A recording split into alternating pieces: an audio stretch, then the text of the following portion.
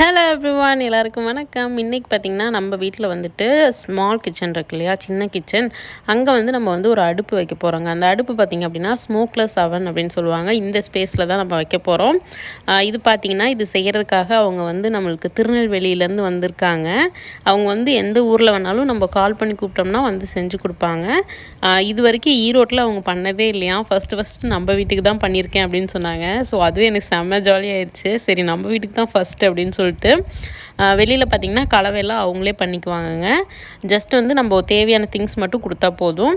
இந்த கல் பார்த்திங்கன்னா நம்ம சாமி கும்பிட்றதுக்கு, அதாவது ஹோமம் வளர்க்குறதுக்காக வச்சுருந்தோம் இல்லையா, அந்த செங்கல் தான் வச்சு கட்ட சொல்லியிருந்தோம். ஏன்னா எப்படியுமே வீட்டுக்காக யூஸ் பண்ணணும் அப்படின்னு சொல்லுவாங்க அந்த கல். பட் லக்கிலி எங்களுக்கு வந்து அது சமையல் கட்டுக்கு போகுது, அதுவும் அடுப்புக்கு போகுதுன்றப்போ செம ஹாப்பி ஆயிடுச்சு. நாங்கள் பார்த்திங்கன்னா ஸ்மோக்லெஸ் அவன் வைக்கணும் அப்படின்னு வந்து நாங்கள் டிசைட் பண்ணிட்டோம். நாங்கள் இல்லை, நான் டிசைட் பண்ணிட்டேன். அது வந்து ராக்கெட் ஸ்டவ் வைக்கலாமா இல்லை இது வைக்கலாமா அப்படின்னு ரொம்ப வந்து ஒரு ஆசிலேஷன் இருந்தோங்க. இது பார்த்திங்கன்னா நம்பூர் சைடில் யாருமே இல்லை, இவர் ஒருத்தர் தான் வந்து பண்ணிகிட்ருக்காரு. எதுவும் திருநெல்வேலியிலேருந்து வரணும். நான் வந்து இங்கே லோக்கல் யாராவது கிடைச்சா பண்ணிடலாம் அப்படின்ற மாதிரி ட்ரை பண்ணேன். எனக்கு வந்து கிடைக்கல. இவரே பார்த்திங்க அப்படின்னா நான் ஒரு 3 மாதமாக வந்து அண்ணா வந்து பண்ணி கொடுங்க அப்படி, ஏன்னா கிச்சன் வந்து நமக்கு முடிச்சு ரொம்ப நாள் ஆகுது. கீழ் ஃப்ளோர் முடிச்சுட்டு மேலே வந்து பண்ணிகிட்டு இருந்தாங்க இல்லையா. ஸோ 3 மந்த்ஸாக வந்து நான் அவரோட கான்டாக்ட்லேருந்து அண்ணா தயவு செஞ்சு வாங்க அப்படின்னு சொல்லிட்டு லாக்டவுன் முடித்தோடனே எனக்காக கிளம்பி வந்தாங்க.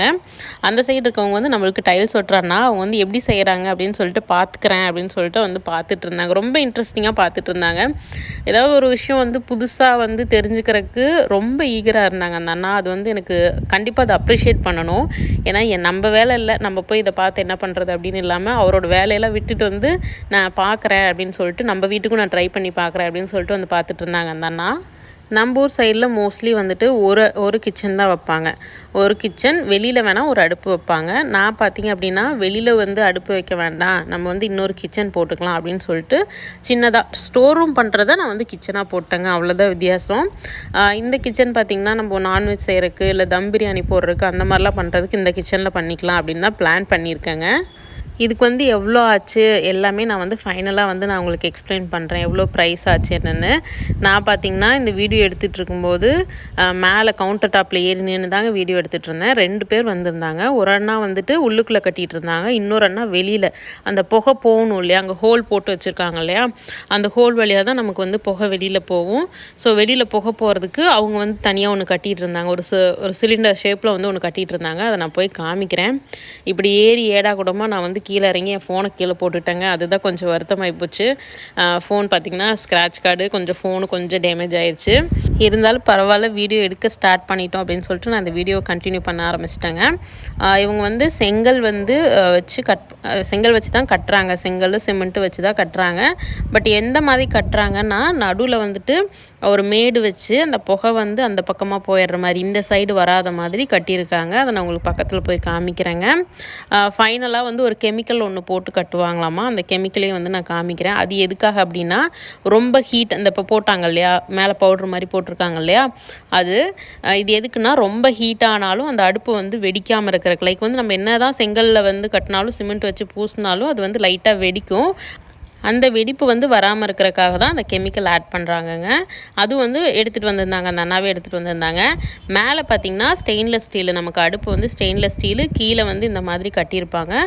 அது ஹோல் இருக்கு இல்லையா, அடுப்பு அந்த பாத்திரம் வைக்கிற ஹோல் பார்த்திங்கன்னா அலுமினியமில், அதாவது அலுமினியம் இல்லை இரும்பில் வச்சுருப்பாங்க. அதுவும் நான் உங்களுக்கு காமிக்கிறேன். இந்த மாதிரி தான் அவங்க கட்டிகிட்டு இருந்தாங்க. இந்த ஹோல் வழியாக தான் நமக்கு, இந்த ஹோல் வழியாக புகை வராது. நம்ம வந்து கறியெலாம் வந்து ஏதோ அடைச்சிருச்சுன்னா கிளியர் பண்ணுறதுக்கு கீழே இருக்க ஹோலு, மேலே இருக்க ஹோல் வழியாக புகை போயிடும். மேலே வந்து ரெடிமேட் பைப் இருக்கும் இல்லையா, அந்த பைப் வந்து வாங்கி ஃபிக்ஸ் பண்ணுங்க. இது வந்து முட்டு கொடுத்து நமக்கு காங்கிரீட் மாதிரி தான் போட்டிருக்காங்க. ஏன்னா நம்ம மேலே இருந்து கட்ட ஆரம்பிச்சிருக்கோம் இல்லையா, ஸோ அந்த மாதிரி இங்கே பாருங்கள். ஸோ இந்த மாதிரி தான் வச்சுருக்காங்க. இதை வச்சு தான் மூடணும். பட் வந்துட்டு இந்த மூடியை நம்ம வந்து எடுத்துக்கலாம். எடுத்துகிட்டு உள்ளே வந்துட்டு டஸ்ட்டு ஃபார்ம் ஆயிடுச்சுன்னா, நம்ம வந்து விறகு போட்டு எரிக்கும் போது எப்படி வந்து தூசெல்லாம் ஃபார்ம் ஆகும் இல்லையா, அதை வந்து அந்த பார்ட்டிகல்ஸ் எல்லாம் ரிமூவ் பண்ணுறதுக்காக இது வந்து கொடுத்துருக்காங்க. மேலே வந்து புகை போயிடும், எக்ஸ்ட்ரா இருக்கிறதெல்லாம் வந்து கீழே தங்கிடும். அதை வந்து நம்ம மந்த்லி ஒன்ஸ் இல்லை ட்வைஸ் வந்து நம்ம ரிமூவ் பண்ணிக்கலாம். மேலே பார்த்திங்கன்னா வச்சு ஃபிக்ஸ் பண்ண ஆரம்பிச்சிட்டாங்க. இதில் வந்து 2 இருக்கிற மாதிரி, நான் தான் வந்துட்டு ரைட் சைடு வந்து எனக்கு விறகு வைக்க வேண்டாம், லெஃப்ட் சைடு வச்சுருங்க அப்படின்ற மாதிரி கேட்டிருந்தேன். லெஃப்ட் சைடு பெரிய அடுப்பு வேணும்னு நம்ம வந்து கஸ்டமைஸ் பண்ணிக்கலாம். பெரிய அடுப்பு எந்த சைடு வேணும்னு நீங்கள் கேட்குறீங்களோ அதே மாதிரி கொடுப்பாங்க. அதே மாதிரி விறகு வந்து ரைட் சைடு வைக்கிறீங்களா லெஃப்ட் சைடு வைக்கிறீங்களான்னு கேட்டுட்டு அதுக்கு தகுந்த மாதிரி தான் அந்த அடுப்பு எடுத்துகிட்டு வருவாங்கங்க. நான் வந்துட்டு லெஃப்ட் சைடு தான் கேட்டிருந்தேன். அதனால் இந்த மாதிரி பண்ணியிருக்காங்க. ப்ளஸ் வந்துட்டு நான் வந்து கொஞ்சம் சைடில் வந்து வைக்கிற மாதிரி ஆயிடுச்சு அடுப்பை. ஏன் அப்படின்னா நமக்கு வெளியில் ஜன்னல் இருக்குதுங்க.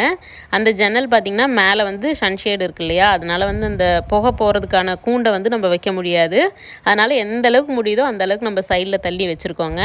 அதுக்கப்புறம் இந்த அண்ணாவை பற்றி நான் சொல்லி ஆகணுங்க. இந்த அண்ணா நமக்கு திருநெல்வேலியிலேருந்து வந்திருந்தாங்க. நைட்டே வந்து பாலக்காடு எக்ஸ்பிரஸில் கிளம்பிட்டாங்களாமா. பகல்லே கிளம்பிட்டாங்க. நைட்டு 1 மணிக்கெலாம் வந்துட்டாங்க. ஆனால் எனக்கு வந்து பார்த்திங்கன்னா 4:30 மணிக்கு ஃபோன் பண்ணாங்க. பட் வந்து அண்ணா தான் போய் கூட்டிகிட்டு ஏன்னா பஸ்ஸெல்லாம் இல்லைங்க அந்த டைமில். நம்ம வந்து அடுப்பு செஞ்ச டைமில் வந்து பஸ்ஸெல்லாம் விடலை, ஒன்லி ட்ரெயின் மட்டும்தான் விட்டுருந்தாங்க. ஸோ அந்த டைமில் அண்ணா தான் போய் கூப்பிட்டு வர மாதிரி இருந்தது. பட் அண்ணா வந்து முன்னாடி நாள் வந்து சரியான ஒர்க்குங்க வீட்டில். அதனால் வந்து அண்ணாவால் எந்திரிக்கவே முடியல. ஸோ அம்மா எழுப்ப அண்ணா தூங்கிட்டாங்க. நான் வந்து புது வீட்டில் இருந்தேங்க. நம்ம ஃபஸ்ட்டு கேக் செஞ்சோம் இல்லையா, அந்த அன்றைக்கி தான் இவங்க வந்திருந்தாங்க. ஸோ நான் புது வீட்டில் இருந்தேன். நானும் ஃபோன் பண்ணி எழுப்புனேன். அண்ணாவால் எந்திரிக்க முடியல.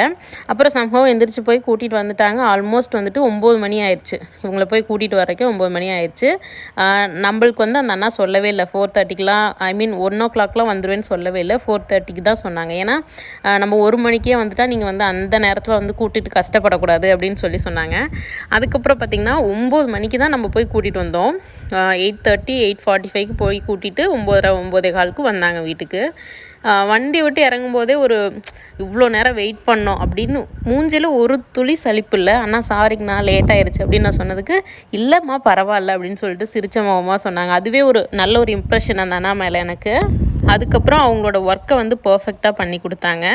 ரெண்டாவது வந்து இன்னொரு விஷயம் என்னென்னா, அவங்களுக்கு பார்த்திங்கன்னா ட்ரெயின் வந்து 1 o'clock போட்டிருக்காங்க. பட் நம்மக்கிட்ட சொல்லவே இல்லை. நான் வந்துட்டு எதர்ச்சியாக கேட்கும்போது 12:30க்கு நான் கேட்டேன், அண்ணா திரும்ப ரிட்டன் எப்படி போட்டிருக்கீங்க, என்ன டைமுக்கு போட்டிருக்கீங்க அப்படின்னா 1 o'clockமா அப்படின்னு சொன்னாங்க. அண்ணா ஆல்மோஸ்ட் வந்து இப்போ டைம் ஆயிடுச்சு, நீங்கள் நினச்சாலும் போக முடியாதுன்னா என்ன பண்ணலாம் அப்படின்னா, ஒரு துளி வந்து மூஞ்சியில் வந்து சங்கடப்படாமல் பரவாயில்லம்மா அடுத்த ட்ரெயினில் போய்க்கிறேன் அப்படின்னு சொன்னாங்க. எனக்கு வந்து ரொம்ப ஷாக்கிங்காக இருந்தது. ஏன்னா நானாக இருந்தாலும் அந்த மாதிரி ஒரு சுச்சுவேஷனில் நம்ம வந்து திருநெல்வேலியிலேருந்து ஈரோடு வந்து ஈரோட்டில் ட்ரெயின் விட்டுட்டு திரும்ப வந்து எந்த டைமில் ட்ரெயின் இருக்குன்னே தெரியாமல் போகிறதெல்லாம் வந்து பெரிய விஷயம். அவர் வந்து கொஞ்சம் கூட சங்கடப்படாமல் வந்துட்டு பரவாயில்ல தங்கச்சி நான் அடுத்த ட்ரெயினில் போய்க்கிறேன். அவருக்கு வந்து ஃபுல்லாக தமிழ் தெரியாது, மலையாளத்தில் தான் பாதி பேசுவார். இருந்தாலும் அவர் மூஞ்சியில் அவ்வளோ ஒரு என்ன சொல்கிறது, நம்ம சொன்ன உடனே அண்ணா டைம் ஆயிடுச்சு ட்ரெயின் போயிடும் அப்படின்னு சொல்லும்போது ஒரு துளி சங்கடப்படலைங்க. நான் வந்து 11,000 ரூபா கொடுத்து வீட்டில் வந்து இந்த அடுப்பு வச்சதுக்கு வீட்டில் எல்லாருமே திட்டினாங்க. ஸ்டார்டிங்கில் சொன்னாங்க இது 11,000 எதுக்கு அப்படின்ற மாதிரி. பட் நான் இதை வச்சதுக்கப்புறம் அந்த அண்ணாவை பார்த்ததுக்கப்புறம் ஒருத்தர் கூட வந்து என்னை எதுவுமே சொல்லலை. பரவாயில்ல அப்படின்ற மாதிரி தான் சொன்னாங்க. ப்ளஸ் வந்துட்டு நிறைய பேர் அப்ரிஷியேட் பண்ணாங்க. இந்த அடுப்பு வந்து பரவாயில்ல, விறகு அடுப்பு நீங்கள் வைக்கணும்னு ட்ரை பண்ணியிருக்கீங்க, ப்ளஸ் அம்மிக்கல் ஆட்டுகள் எல்லாருமே வாங்கிட்டு வந்திருக்கீங்க, பரவாயில்ல அப்படின்ற மாதிரி அப்ரிஷியேட் பண்ணாங்க. இந்த அண்ணாவும் வந்து நம்ம வீட்டில் இருக்க அம்மிக்கல் ஆட்டாங்கல் பார்த்துட்டு இவ்வளோ குட்டியாக கிடைக்குமா, எனக்கு ஒன்று வேணும் அப்படின்ற மாதிரி கேட்டுட்டு இருந்தாங்க. நான் வந்துட்டு கோகுலம் டைல்ஸ் பற்றி சொன்னேன், அங்கே தான் வாங்கினேன் அண்ணா அப்படின்னு சொல்லியிருந்தேன். ஓகே நானும் பார்க்குறேன் அப்படின்ற மாதிரி சொல்லியிருந்தாங்க. ரொம்பவே யதார்த்தமான மனிதர்களை பார்க்குறது ரொம்பவே ரேர் ஆயிடுச்சு. நம்ம கொஞ்சம் லக்கிங்க. நம்ம வீட்டுக்கு வேலைக்கு வந்த டைல்ஸ் அண்ணாவாக இருக்கட்டும், இல்லை காங்கிரீட் போட வந்தவங்களாக இருக்கட்டும், இல்லை வந்துட்டு கட்டட வேலை செய்ய வந்தவங்களாக இருக்கட்டும், எல்லாருமே நல்ல சிரிச்ச முகமாக இருப்பாங்க. அதுலேயும் இந்த அண்ணா வந்து என்னோடய லைஃப்பில் வந்து என்ன நடந்தாலும் அதை வந்து சிரிச்சிட்டே ஃபேஸ் பண்ணணும், எல்லாத்தையும் வந்து ஈஸியாக எடுத்துக்கணும் அப்படின்ற மாதிரி இந்த அண்ணா எனக்கு அன்றைக்கி வந்து ஒரு லெசனை வந்து இந்த அண்ணா கொடுத்தாங்க. அதுக்காகவே இந்த வீடியோ போடணும், இந்த அண்ணாவை பற்றி சொல்லணும் அப்படின்னு நான் நினச்சேங்க. நான் ரொம்ப கிரேட்ஃபுல்லாக ஃபீல் பண்ணுறேன் அன்னைக்கு அந்த அண்ணாவை மீட் பண்ணது. இன்னொரு விஷயம் பார்த்திங்கன்னா, இந்த அடுப்பு வந்து நீட்டாக எனக்கு செட் பண்ணி கொடுத்துட்டாங்க. ப்ளஸ் வந்து இந்த அடுப்புக்கு யூஸ் பண்ண கல்லும் பார்த்திங்கன்னா நம்ம பூஜைக்கு வச்ச கல். ஸோ எல்லாமே எனக்கு ரொம்ப சாட்டிஸ்ஃபைடாக இருந்தது அந்த அன்னைக்கு. ஓகேங்க, இந்த அடுப்போட டீட்டெயில்ஸ் எல்லாம் நான் சொல்லிட்டேன்னு நினைக்கிறேன். இந்த அண்ணாவை பற்றி நிறைய பேசிட்டேன்னு நினைக்கிறேன். அதுக்கப்புறம் பார்த்திங்க அப்படின்னா ஃபைனலாக இன்னொன்று சொன்னாங்க. நாங்கள் வந்து மேலே வந்து கல்லும் வந்து அவங்க தான் ஒட்டி தருவாங்க யூஸ்வலாக. பட் என்னோடய டைல்ஸை நான் சொல்லிட்டாங்க, இல்லை நான் ஒட்டி கொடுக்குறேன், நீங்கள் கிளம்புங்க லேட் ஆயிடுச்சு அப்படின்ற மாதிரி சொன்னாங்க. அதுக்காக அந்த அண்ணா வந்துட்டு இல்லைங்க நீங்கள் எனக்கு காசு கம்மி பண்ணி கொடுங்க அப்படின்னு சொன்னாங்க. எத்தனை பேர் இப்படி சொல்லுவாங்கன்னு தெரில. நம்ம கொடுக்கும்போது குறைச்சிக்கலாம், நம்மளாக குறைச்சிட்டு கொடுத்தா வாங்கிக்குவாங்க, இல்லைன்னா அப்படியே கொடுக்கணுன்னு தான் எக்ஸ்பெக்ட் பண்ணுவாங்க. அந்த அண்ணா வந்து நம்ம காசு கொடுக்குறதுக்கு முன்னாடியே குறைச்சிட்டு கொடுங்க அப்படின்னு சொன்னாங்க. அதனாலேயே என்னமோ எனக்கு வந்து குறைக்கிறதுக்கு மனசே வரலைங்க. இல்லைனா இவ்வளோ தூரத்தில் வந்திருக்கீங்க பரவாயில்ல அப்படின்னு சொல்லிட்டு நம்ம ஃபுல் அமௌண்ட்டும் கொடுத்துட்டோங்க. 11,000 ரூபா ஆச்சு இதுக்கு. எனக்கு ரொம்பவே சாட்டிஸ்ஃபைட் நான் சொன்ன மாதிரி. இதுக்கு மேலே பார்த்திங்கன்னா கிரானைட் ஒர்க் பண்ணுவாங்கங்க. நார்மலாக நம்ம வீட்டில் எல்லாம் இருக்கு இல்லையா கவுண்டர் டாப்பு கிரானைட்டில், அந்த மாதிரி வந்து ஒட்டுவாங்க. அது வந்து டைல்ஸ் சேல்ஸ்காரனா ஒட்டுவாங்க. அப்போ வந்து மேலே அந்த அடுப்புக்கும் ஒட்டி கொடுத்துருவாங்க. இப்போ பார்த்திங்கன்னா நமக்கு வீட்டில் வந்து இந்த ஒர்க்கெல்லாம் முடிஞ்சிருச்சுங்க. நான் ஃபைனலாக உங்களுக்கு வீடியோ ஆட் பண்ணலான்னு நினச்சேன். பட் நான் வீட்டுக்கு போய் வீடியோவே எடுக்கல இந்த கிச்சனை. அதனால் நான் வந்து இன்னொரு வீடியோவில் உங்களுக்கு நான் வந்து ஃபுல்லாக வந்து காமிக்கிறேன். என்ன இருக்குதுன்னு பக்கத்தில் வந்து காமிக்கிறேங்க. ஓகேங்க, இந்த ஸ்மோக்லெஸ் அவன் வீடியோ பார்த்துட்டு உங்களுக்கு ஹெல்ப்ஃபுல்லாக இருக்கும்னு நினைக்கிறேன். நீங்கள் வந்து இவரை காண்டாக்ட் பண்ணணும் அப்படின்னா அவரோட டீட்டெயில்ஸ் வந்து நான் டிஸ்கிரிப்ஷனில் கொடுக்குறேன், செக் பண்ணிக்கோங்க. இதுக்கு பார்த்தீங்கன்னா 11,000 சார்ஜ் பண்ணாங்க எங்கிட்ட. ஓகே கைஸ், உங்கள் எல்லாரையும் இன்னொரு இன்ட்ரெஸ்டிங்கான வீடியோவில் சந்திக்கிறேன். until then bye bye, take care. இந்த வீடியோ உங்களுக்கு யூஸ்ஃபுல்லாக இருக்குன்னு நினச்சிங்கன்னா மறக்காமல் நம்ம சேனலை சப்ஸ்கிரைப் பண்ணிக்கோங்க. கூடவே அந்த பெல் ஐக்கானை கிளிக் பண்ணிக்கோங்க. bye bye, take care.